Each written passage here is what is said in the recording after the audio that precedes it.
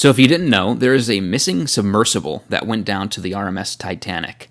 Now, this is not a typical expedition to the Titanic. This is a tourist expedition where 3 individuals have paid up to $250,000 each to go down and view the wreckage of Titanic. Now, there are 5 people total on board, one being the pilot of the vessel, one being a Titanic expert, I guess more you would call him the tour guide, and then again the 3 individuals who paid $250,000 each. Now again, there are 5 people on board on this vessel at the bottom of the ocean right now, or we actually don't know their whereabouts. In fact, the search and rescue mission is still ongoing, and there has been no signs up until now. It looks like they've detected some noise in the search. As U.S. and Canadian crews continue to search for the missing submersible that may have only a day's supply of oxygen left, more information was emerging about experts' attempts to warn the company that owns the underwater vessel about the perils of its operations. Also, if you didn't know, this whole vessel is being controlled by a $29 Logitech game joystick. So that just goes to show, these expeditions are not cheap. They cost millions of dollars to go down. I mean, you're going down 13,000 feet, almost 2.5 miles below the ocean to view a shipwreck. So they're not cheap expeditions, and to use a $30 joystick, I mean, if it works, if it's worked in the past, I guess it works now, but I don't know. I don't know if that's the issue or what, but documents show an OceanGate employee warned there might be safety problems posed by the way the experimental vessel was developed. So it's an experimental vessel. Was it being experimented with going down? Like, you had people pay $250,000 each to go down on an experimental vessel. Okay. And leaders in the submersible craft industry told the company its approach to the Enterprise could have a catastrophic outcome. And yeah, it looks like, catastrophic. So let's get into what this video is mainly about. An underwater noise was detected in the search area. A Canadian aircraft heard underwater noises in the search area, the U.S. Coast Guard announced on Twitter early Wednesday. The noises prompted remotely operated vehicle operations to search for the origin of the noises.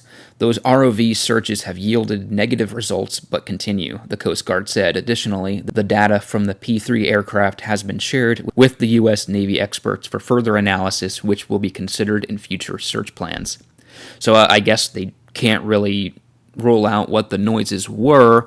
They just can't find the origins of those noises. But nonetheless, they heard some noises, so I hope it's something and not just a giant underwater megalodon. But the John Cabot rescue ship has side-scanning sonar capabilities and is conducting search patterns along the Scandi Vinland and the Atlantic Merlin. Side-scan sonar is used to detect and image objects on the sea floor, according to the National Oceanic Atmospheric Administration. So they have these sonar scanning systems that can detect all the way down to the seafloor. That's like 2.5 miles down.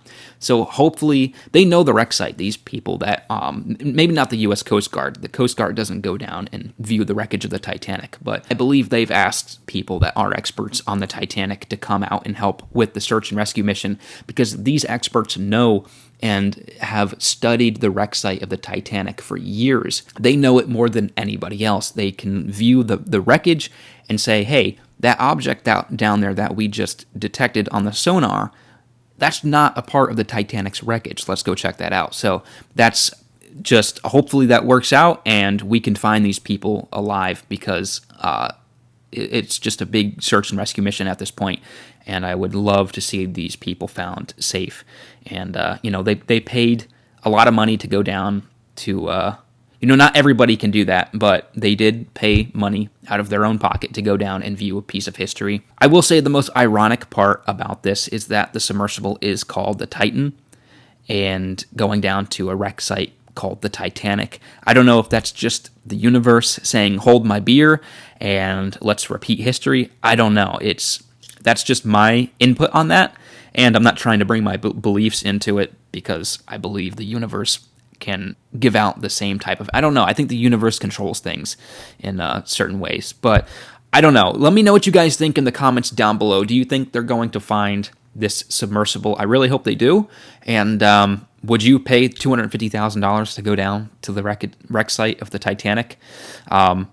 In hindsight, probably not. But if this didn't happen, I think I would like to go down and see the Titanic. But I don't know. There are risks. It's just like going to space. And yeah, so I hope you guys did enjoy the video. If you did, drop a like and subscribe. I will see you guys in the next video. Take care.